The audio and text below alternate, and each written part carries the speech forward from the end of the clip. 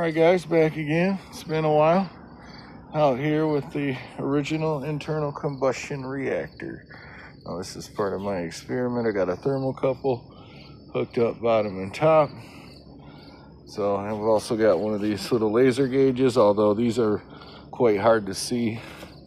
But that's easy to see, so we're gonna run this experiment. We've got a little bit of wood to burn down here.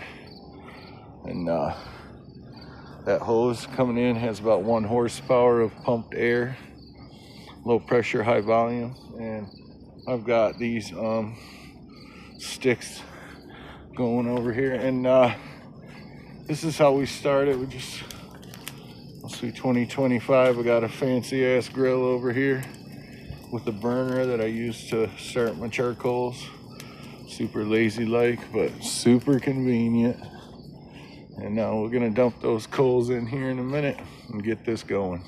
All right, we just lit it less than a minute ago. We just got 3 small pieces of wood and 8 charcoals that are dropped in. So let's just, so after 1 minute, we're already jumping up. The top number is the top, the bottom number is the bottom. Obviously, the bottom of the chamber is cooking. Got a lot of sparkage with this kind of wood. It's okay, it's not going far, as you can see. It's just staying local.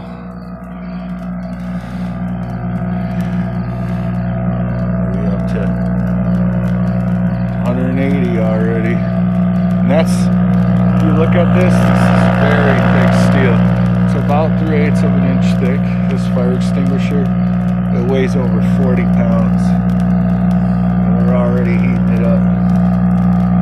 The whole entire thing is already above 130, 40 pounds of steel. And it's just gonna get real hot real quick. So it's been about 3 minutes. Already got the bottom heated up about 400 degrees. We just started some flame. Now the sparks will go away.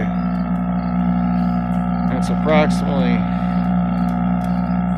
about 6 pounds of wood I put in there. It's starting to make noises. I love those sounds. So it starts getting wild.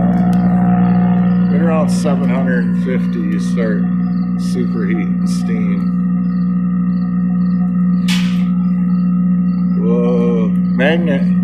She lost magnetivity right at about 600.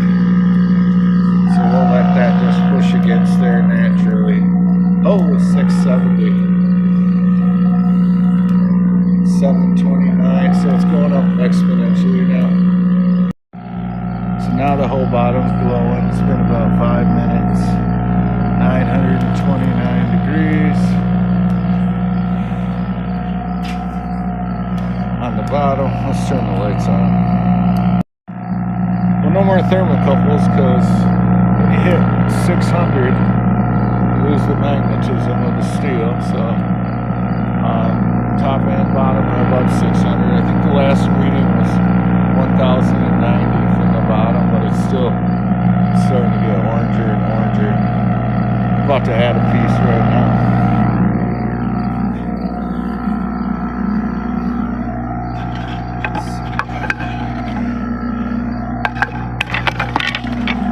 Let's add this real thin piece.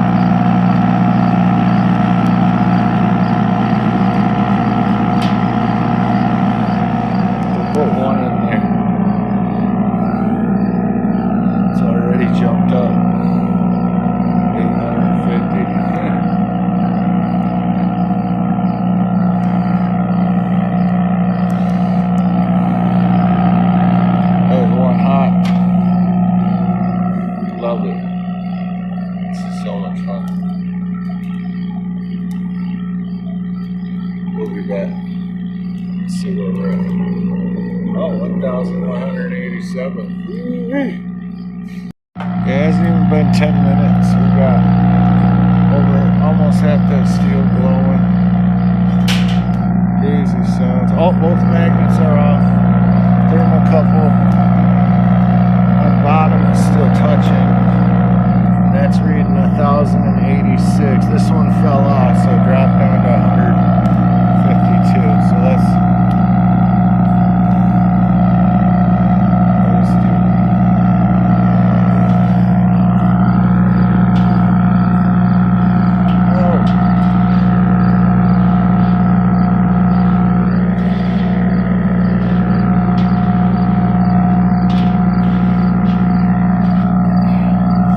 drop some wood in there, slow it down a little bit, but still climbing.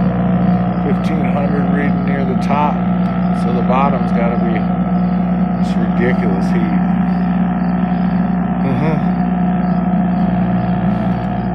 Love how gravity feeds.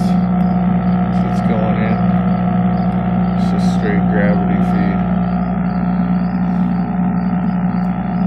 I can contain this too with the cover that I have, but not gonna. It does burn hotter when contained.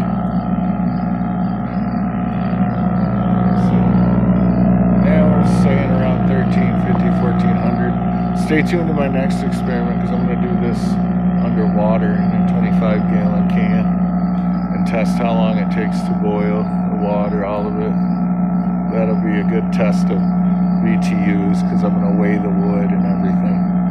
So yeah, if you like this kind of stuff, so this forced induction, pyrolysis, carbonization, vaporization, wood fire stuff that I do.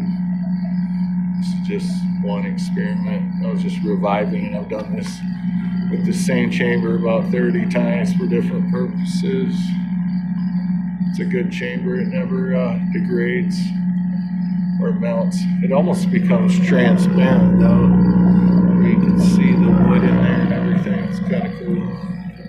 It's about a 3-foot flame now. Pretty much going to consume all of this in the next couple minutes. So yeah, I use the tongs to move it around a little bit. Ooh. So now we're just pure carbonization. Temperature's dropping. It's kind of cool. It's a bright fire when it burns all their gases out. Yeah, it's consuming almost all the fuel, so I'll show you what it looks like to peter out here in a little while once it almost has everything burned up.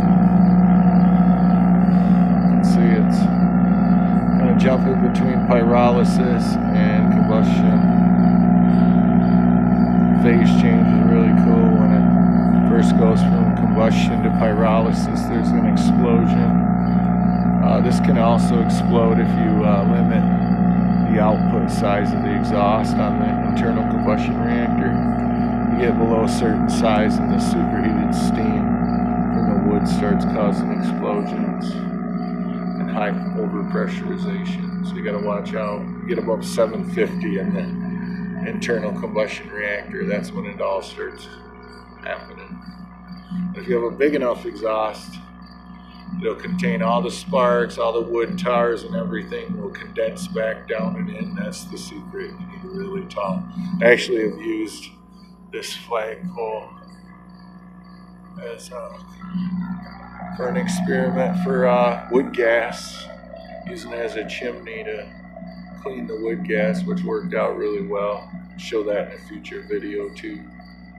But yeah, I figure I'll show you here this at the end, and then we'll see you next time.